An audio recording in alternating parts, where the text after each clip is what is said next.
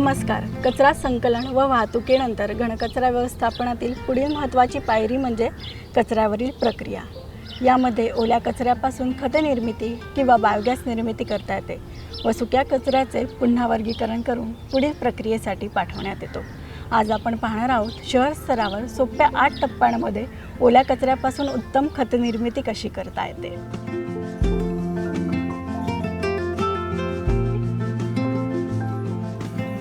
ओल्या कचऱ्यापासून आपण खत निर्मिती 2 प्रकारे करू शकतो. पहिली पद्धत पीट कंपोस्टिंग. जर आपल्या शहरातील कचऱ्याचे प्रमाण हे 5 टनापेक्षा कमी असेल किंवा आपल्याला विकेंद्रित किंवा डिसेंट्रलाइज पद्धतीने खत निर्मिती करायची असेल तर आपण पीट कंपोस्टिंगद्वारे करू शकतो. यासाठी आपल्याला साधारण 45 दिवस कचरा बसेल एवढ्या प्रमाणात पीटची संख्या असणं आवश्यक आहे. तसेच पीट कंपोस्टिंग करताना आपल्याला हवा खेळती राहील याची काळजी घेणं जास्त आवश्यक आहे. याच्यासाठी आपल्याला पीटला साधारणपणे 7.5 स्क्वेअर सेंटीमीटरचे छिद्र असणं आवश्यक आहे. तसेच आपल्याला यामध्ये PVC पाईप बसवणं आवश्यक आहे. हा PVC पाईप 10 सेंटीमीटर डायमीटरचा असेल व ज्याला साधारणपणे 2 सेंटीमीटरचे छिद्र असतील. यालाच आपण परफोरेटेड पाईप देखील म्हणतो. तसेच आपल्याला पीटमधील कचरा साधारण 3 ते 4 दिवसामध्ये पालटणे आवश्यक आहे, ज्याच्यामुळे हवा खेळती राहून खताची गुणवत्ता वाढण्यास मदत होते. अशा पद्धतीने आपण पीट कंपोस्टिंगपासून चांगल्या प्रकारची खत निर्मिती करू शकतो. ओल्या कचऱ्यापासून खत निर्मितीचा दुसरा प्रकार म्हणजे विंडो कंपोस्ट पद्धती. यामध्ये जर आपल्या शहरामध्ये निर्माण होणारे कचऱ्याचे प्रमाण जर 5 टनापेक्षा अधिक असेल तर आपण विंडो कंपोस्टिंग पद्धतीने खत निर्मिती करू शकतो. यासाठी आपल्याला किमान 35 दिवस पुरेल एवढा क्षमतेचा विंडो प्लॅटफॉर्म असणे आवश्यक आहे. ही प्रक्रिया शेड खाली करणे आवश्यक आहे. ओल्या कचऱ्यापासून तयार होणारा लिचेड हा आपल्याला गोळा करण्यासाठी पुरेशी ड्रेनेज सिस्टीम असणं आवश्यक आहे. तर आपण आता पाहूयात की सोप्या 8 टप्प्यांमध्ये आपण ओल्या कचऱ्यापासून उत्तम खत निर्मिती कशी करू शकतो. पहिला टप्पा ओला कचरा अनलोडिंग प्लॅटफॉर्मवर उतरवणे. आपल्या शहरातील विविध भागातून संकलित केलेल्या वर्गीकृत कचऱ्यावर प्रक्रिया करण्यासाठी प्रक्रिया केंद्रावर आणल्यानंतर तो आपल्या कंपोस्टिंग शेडजवळील अनलोडिंग प्लॅटफॉर्मवर उतरवावा. यामध्ये आपल्याकडे कचरा उतरवण्यासाठी कॉन्क्रीट प्लॅटफॉर्म असणे आवश्यक आहे, ज्याच्यामुळे कचऱ्यातील पाणी अथवा लिचेड जमिनीमध्ये जाऊन जमीन अथवा ग्राउंड वॉटर दूषित होण्यापासून टाळता येईल. दुसरा टप्पा ओल्या कचऱ्याचे विलगीकरण. लोडिंग प्लॅटफॉर्मवर कचरा उतरविल्यानंतर त्यामध्ये जे प्लास्टिक, कागद, धातू, ग्लास इत्यादी घटक असतील ते बाजूला काढणे आवश्यक आहे, ज्यामुळे खताची गुणवत्ता राखण्यास मदत होते. ओला कचऱ्यामध्ये इतर कचऱ्याचे प्रमाण हे साधारणपणे 10 किलो कचऱ्यामध्ये 10 तुकडे इतकेच असावे. तिसरा टप्पा ओल्या कचऱ्यावर पूर्व प्रक्रिया करणे. यामध्ये श्रेडरचा वापर करून ओल्या कचऱ्याचे 12 mmचे तुकडे करण्यात येतात व त्यामध्ये आवश्यकतेनुसार बायोकल्चर किंवा पालापाचोळा मिक्स करता येतो.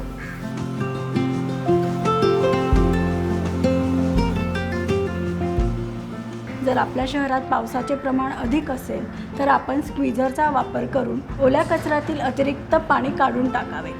चौथा टप्पा ओल्या कचऱ्याचे पीठ तयार करणे किंवा ओल्या कचऱ्यापासून विंडो तयार करणे. तर यामध्ये आपण पाहूया की पीठमध्ये थर कशा प्रकारचे असतात. तर पहिला थर जो असतो तो विटांच्या तुकड्यांचा असतो.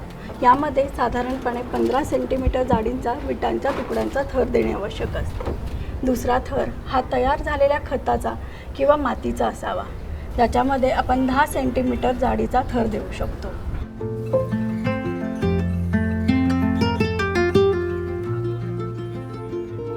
तिसरा थर हा दैनंदिन येणाऱ्या ओल्या कचऱ्याचा असतो.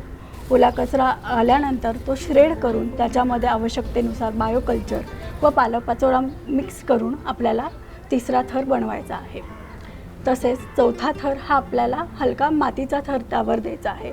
याच्यामुळे ओल्या कचऱ्यावर माशांचा प्रादुर्भाव आपल्याला टाळता येऊ शकतो. आपल्याला एक पीठ पूर्ण कचरा भरेपर्यंत भरायचे आहे. त्यानंतरच आपल्याला दुसरा पीठमध्ये कचरा भरण्यास सुरुवात करायची आहे. आपल्याला या पीठमधील कचरा साधारणपणे 3 ते 4 दिवसांनी पालटणे आवश्यक आहे. विंडो पद्धतीने खत निर्मिती करताना कचऱ्याच्या ढिगाची रुंदी ही 1.5 मीटरपेक्षा जास्त नसावी. तसेच उंची हाताने कचरा पालटता येईल अशा पद्धतीने म्हणजे साधारण 1.5 मीटरपर्यंत असावी. जर आपण विंडो टर्नर वापरत असाल तर ही उंची 1.5 मीटर ते 4 मीटर या प्रमाणात असते. विंडो करताना आपण 1 दिवसाचा 1 ढीग अथवा 2 दिवसाचा 1 ढीग याप्रमाणे कचऱ्याचे ढीग करू शकतो. विंडो साधारणपणे 7 दिवसांनी पालटणे आवश्यक आहे. विंडोची लांबी ही कचऱ्याच्या प्रमाणावर ठरते.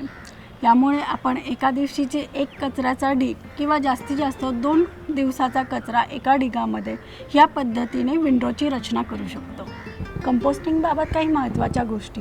पीट किंवा विंडो कंपोस्टिंग हे शेडखाली होणे आवश्यक आहे. यामुळे उन्हाळ्यात कचऱ्यातील ओलावा कमी होणे किंवा पावसाळ्यामध्ये जास्त प्रमाणात लिचेट तयार होणे आपण टाळू शकतो. पीट अथवा विंडो पालटण्याचे कॅलेंडर मेंटेन ठेवणे आवश्यक आहे. यामुळे आपल्याला कंपोस्टिंगची प्रक्रिया सुरळीत ठेवण्यास मदत होते. कंपोस्टिंगमध्ये होणाऱ्या प्रक्रियेमुळे कचऱ्याची घनता साधारणपणे 20% कमी होते. यामुळे आपण त्या प्रमाणात कचरा स्टोरेजसाठीचे व क्युरिंगसाठीचे प्लॅटफॉर्म बांधणे आवश्यक आहे. 2 पीट किंवा विंडोमध्ये साधारणपणे कामगार आणि वाहन जातील इतपत जागा असणे आवश्यक आहे.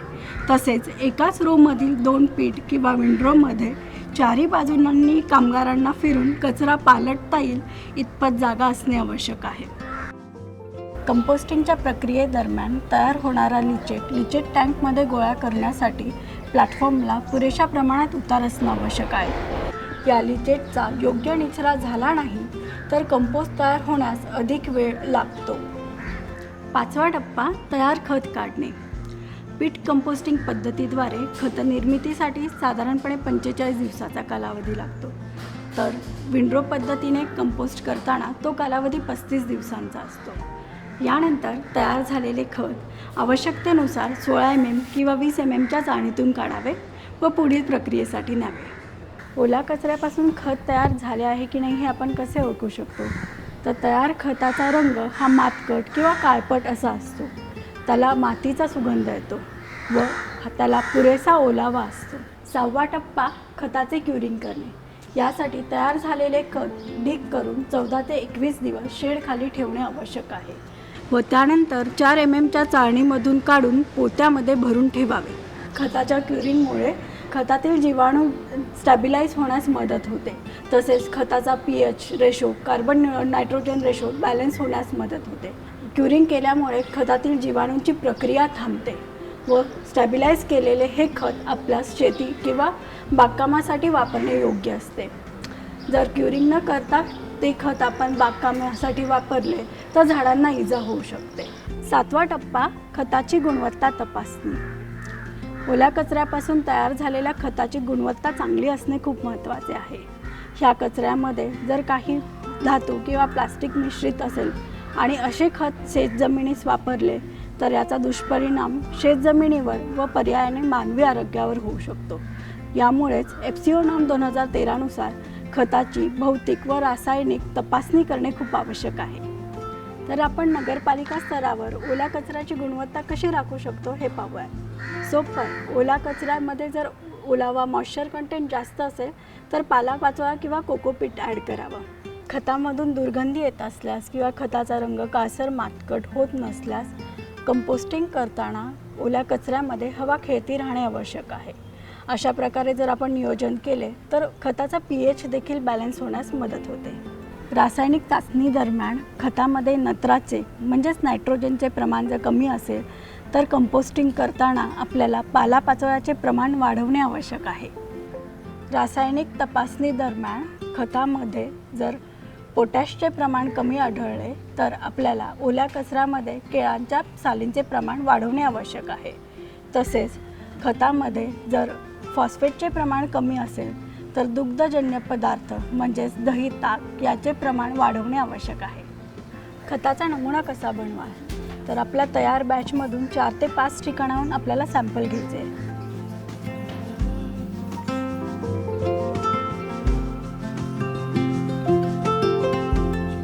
हे घेतलेले सॅम्पल आपल्याला एका प्लास्टिकच्या कंटेनरमध्ये टाकून त्याचे मिश्रण करायचे आहे व त्यामधून 1 किलो सॅम्पल काढून आपल्याला हवाबंद डब्यात किंवा प्लास्टिकच्या पिशवीत बांधणे आवश्यक आहे.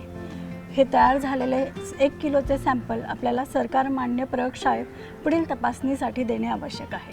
8वा टप्पा खताची साठवणूक. आपले तयार झालेले खत कोरड्या, हवेशीर पण बंदिस्त जागेत साठवणे आवश्यक आहे. हे खत आपण साधारणपणे 1 ते 2 महिने साठवू शकतो.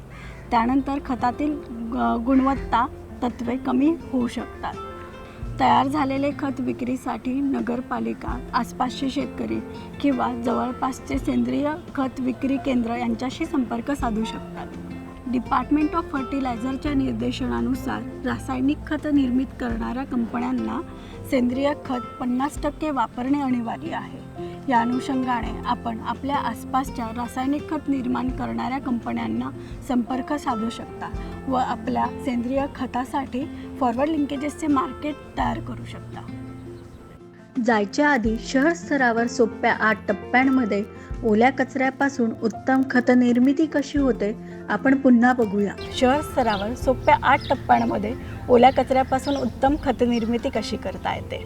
पहिला टप्पा ओला कचरा अनलोडिंग प्लॅटफॉर्मवर उतरवणे. दुसरा टप्पा ओल्या कचऱ्याचे विलगीकरण. तिसरा टप्पा ओल्या कचऱ्यावर पूर्व प्रक्रिया करणे. चौथा टप्पा ओला कचऱ्याचे पीठ तयार करणे किंवा ओल्या कचऱ्यापासून विंडो तयार करणे. 5वा टप्पा तयार खत काढणे. 6वा टप्पा खताचे क्युरिंग करणे. 7वा टप्पा खताची गुणवत्ता तपासणी. 8वा टप्पा खताची साठवणूक.